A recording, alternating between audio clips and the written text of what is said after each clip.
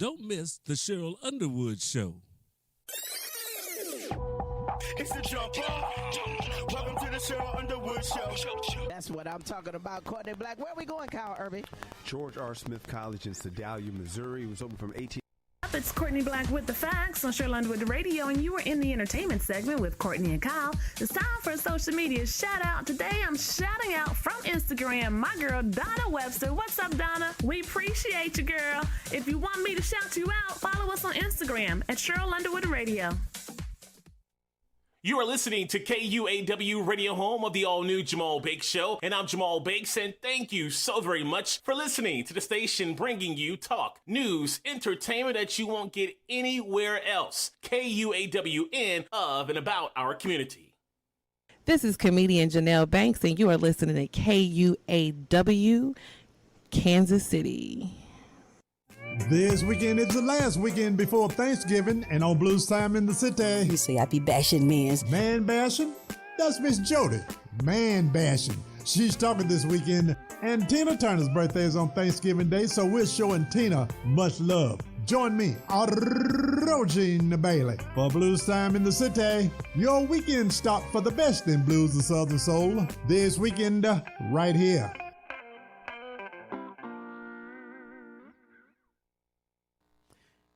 KUAW listeners, this is Carl Boyd for Wave Your Grades, coming to you every Saturday from 1 until 2 p.m. right here on KUAW.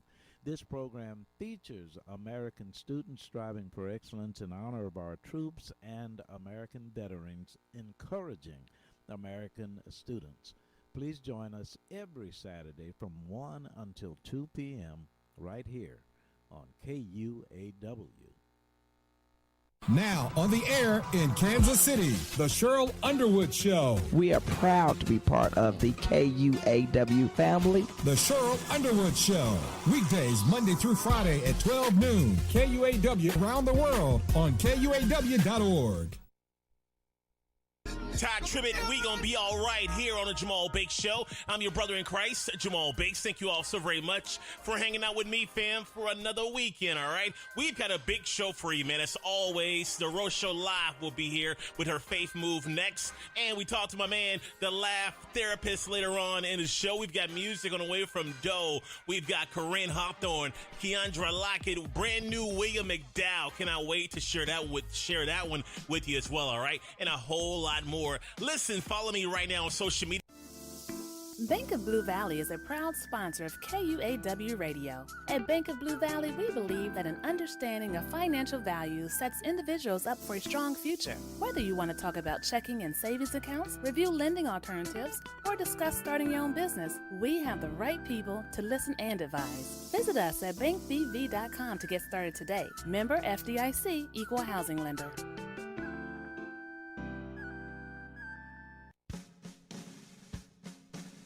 This week on Making Contact, I think election fraud has always been a problem and a concern to various extents. And the main issue, whether you're talking about paper ballots or voting machines, is transparency. Transparency is really the number one thing. I think you have to really have the public involved from beginning to end. We've got people that are really trying to cheat to win at all costs. Remember, we are talking about power. Power is never going to be given away by anybody. It has to be taken. In this Women Rising radio program, we featured 2 election protection activists.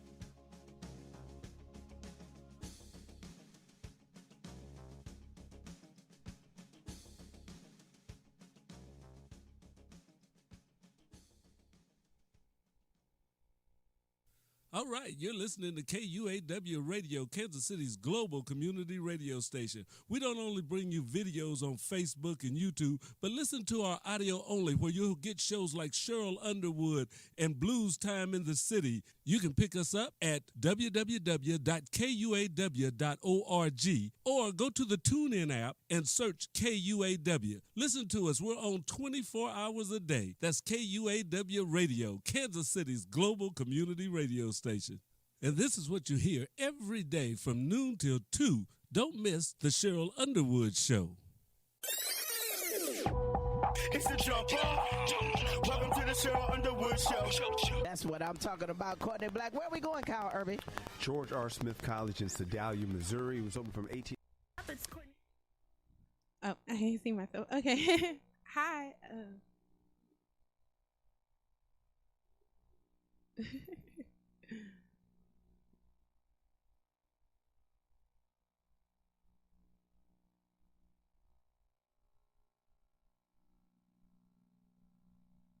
Here you go. Oh, there you go. I don't got no KUAW in the back. Okay, sorry guys. So this is KUAW Knowledge, Understanding, and Wisdom, Kansas City's global community radio station. This is the Truth Be Told with myself, T-Baby. If you have a business or an event that you would like sponsored here on KUAW, make sure to email us at KUAW985@gmail.com. You can call in anytime during this live broadcast at 816-599-6893. We are available 24/7 on the World Wide Web. That's www.kuaw.org. If you're watching me live on Facebook, hi, or YouTube, hi. If you'd like to watch me live on Facebook or YouTube, hop over to our Facebook page, KUAW Radio. YouTube is KUAW Radio as well. Make sure to like and subscribe to those social media pages. Invite your family and friends so that they'll be able to enjoy the content that we have here at KUAW. We are available across all social media outlets, so Twitter, Instagram, Periscope, TuneIn, KUAW. Yes, we are having a winter fundraiser going on this given Tuesday of 2020. So we're asking our businesses to donate a product or a service or a item, something that displays your business brand, so that we can get it out to the community, to hopefully prompt sales for your business. Yeah, because we are KC's community radio station, so we want to make sure that we are involving the community in things that we do. So yeah, the Chiefs didn't play this week. We had a bye week, you know what I'm saying, just to get us a couple of some rest. So we will be coming up this week here in Las Vegas. Yeah, I got on the Vegas odds things today just to see if we were favored to win, because you know the Raiders is the only team that has beat us, but we are favored to win by 6.5 points. So which not really good for Vegas odds. I was really hoping that they was wanting the Raiders to win so I could bet on the Chiefs, you know, and come up. But nah, we are expected to win this game. So hopefully, you know, all goes well with that. On Sunday night, we have a premiere game this week. So Sunday Night Football, y'all join us. Yeah, so I mean, I'm sorry, it was my birthday this past weekend, so I just been doing a lot of celebrating of life, celebration of life, you know. But I see that the coronavirus is taking back over, you know, the United States, and I knew it was gonna get to the point where we were gonna experience another shutdown, just because I know Texas has suppressed 1 million cases. Hi, Noble Eel. So I knew that, you know, it was coming because like I said, Texas surpassed 1 million coronavirus cases, and is rapidly rising all across the United States, and going back into, you know, shutdowns and things like that. And it sparks, you know, the schools, and it's crazy because we were just talking about the governor last week and how he was being lenient with the guidelines as far as the schools were going. Now here we are, they just opened up the schools of a little bit more than what they were doing. Now here they are about to go back to a full shutdown. So it's like the children literally just went to school enough to catch corona and then come back home and be locked down again. Like, that's crazy, you know what I'm saying? My heart goes out to all the parents with children in school and everything, and you're trying to work, and then they closing the schools back down, so now you're becoming a teacher. I feel like, you know, it should be some type of pay going on, you know what I'm saying?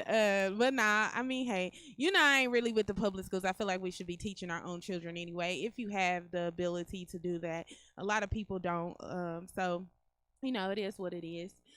So yeah, going back to everything closing down at 10. And that's another thing. Y'all gotta comment, let me know, you know, y'all thoughts and everything on it or whatever, because I really don't get the time thing. Like, if the restaurants are going to be open, what's the difference? I mean, why do they have to close at 10? Like, coronavirus don't just come out at night. Like, you know, what is the thing with the time frame, with the time limit on things closing is not really. 4 states are being test subjects for the vaccine, Tennessee being one of them, in which I reside in. That was another thing that I was just about to get into, as far as the vaccine, because, you know, we was talking about, you know, with things being closed down and things, because when we think about this coronavirus, right? And y'all make sure to comment and let me know, you know what I'm saying, y'all thoughts and everything on it, because I was watching the new Kevin Hart special came out today, and he was like kind of asking his audience, you know, like their anxiety regarding coronavirus. Like, are you high? Are you low? Are you in the middle? Like, how are you really feeling? You know, there's a lot of different people that have a lot of different thoughts on how to handle the coronavirus, on how serious the coronavirus is, how easy the coronavirus is to catch. Like, so many different factors go into this virus, right? And the way that it's presented to us, I feel like it's presented to us as if it is inedible, that everyone is going to get it. You know what I'm saying? Like, the way that they should test the U.S. Senate first, because they will not use me and my daughters as test subjects. And like I said, I'm gonna get into the testing of it and everything, but so it's like, if it's inedible, because I was talking to one of my friends at work today, and she was just saying how her when her friends was like I'd rather just get it already, you know what I'm saying, like, get it over with. And I've been hearing like a lot of people say that, because at the end of the day, the way that it's being presented to us, everyone is eventually going to get it. It's not going to go away. It's not just going to disappear in thin air. And so unless they do these mandatory vaccinations, then how are you going to determine when it's safe to reopen the country? It's like, is this the regulations that we're under, the guidelines that we're under, is this like the rest? Is this just how life is gonna be? Because, you know what I'm saying, like, how is it just gonna go away? And y'all comment and let me know, you know what I'm saying, how you're thinking or what you're feeling. Like, how is it just gonna go away? We've been wearing masks, we've been social distancing. A lot of people have, a lot of people haven't, you know what I'm saying. Again, it's a lot of different thoughts on how serious or how easy it is to actually contract this virus. And so I just wonder, you know, because like I said, if it's inedible that we're just gonna get it, then how like, I just don't see in the future, like, okay, so we got these guidelines, this shutdown and stuff, back until the end of January. So then the end of January, we reevaluate what's going on. And once we do that, then it's like, where do we go from there? Because and I'm kind of leaning towards, okay, because so there was a rumor, you know, I don't know how true it is or whatever, so that's why I'm stating it like this, that, you know, Biden and them campaign and everything like that, they just wanted to do a countrywide shutdown for 4 to 6 weeks, which in my mind, that will probably be the best solution at this time, because I mean, because if that's the only way that you are, if quarantining, you know, there's no cure for it, there's no vaccination for it right now. When you go to the hospital, there's really no treatment for it. They just telling you to quarantine. So it's like if we just quarantine everyone at once, shouldn't it just die? Like, in my mind, that's how I'm thinking, like logical, like just trying to think logical about it. I feel like, you know, so I'm actually with Biden and them on the decision if they do choose to do a countrywide shutdown. But it needs to be a real shutdown. Like, you can't have you sit up here and talk about these essential businesses and people that still got to go to work. Well, I work at an essential company, and there's been about 3-4 employees that had coronavirus. You know what I'm saying? We're all using the same interests. We're all using the same restrooms, like, you know, all these type of things or whatever. So how do you stop the spread of it? How do you stop the spread of it in these essential businesses that have to go home to their families and everything like that? So it has to be a real lockdown. I don't know what that would really look like for the United States economy. You know, I don't really see how that would like just impact the economy, you know, at all. Just everything being shut down at once, like they're actually being nothing. And then the thing about it is, you start thinking about food, you start thinking about grocery stores and everything like that. And so it's like, how do we if we still have these certain things open, people still have to be there at work, you know? So it's like, how do we really, what are we really thinking the answer to the coronavirus is? You know, like, at this point, it's been around about a year now.